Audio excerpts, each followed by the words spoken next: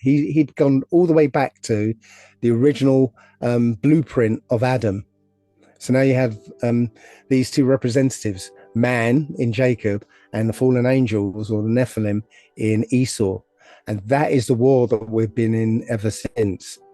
So you've got the children of Esau who ended up mixing with all the nations apart from Jacob's and the children of Jacob. And that's what's going on today. We've got two factions fighting, and everyone else is collateral damage. So what is the end game then for these people or for these entities? Then what is New World Order?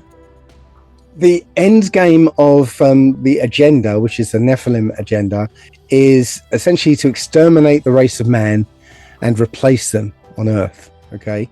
However, the agenda of the fallen angels, on the other hand, is to exterminate all life on Earth. They don't even care about their children. They're going to betray them.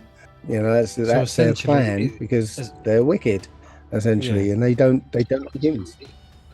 Yeah. So essentially, then they're just trying to spark out divine creation, as in man, because we're made in God's likeness. Yes, indeed.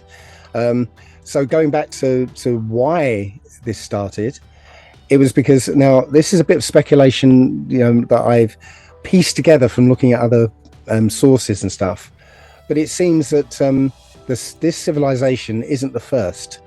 There are previous civilizations that were wiped out completely.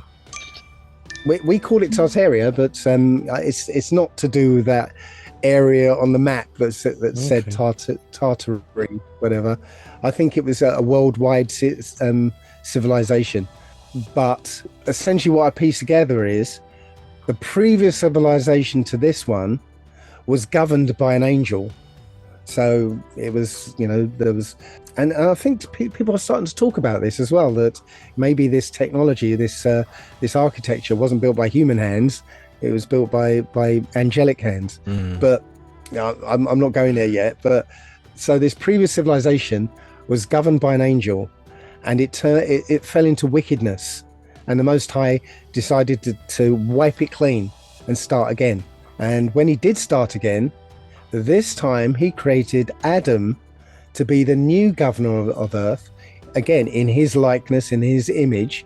Obviously the Most High doesn't have a physical look. I think he gave Adam his mind, his mindset. Right, so Adam was going to be the immortal governor of Earth, but the angel that was the previous governor didn't like it. He said he was told to worship Adam as you would worship the Most High, and he refused. He said, I was here first, I'm more powerful than this mudman you've created. I'm more splendid, I've got more power. I'm not going to bow down to this human. And he started this rebellion. He's actually after destroying everything, just like the Most High destroyed everything before. But his children have been tasked to wipe out the race of man. Hopefully that makes sense. No, it does make sense. It's a lot to take in, but it does make sense.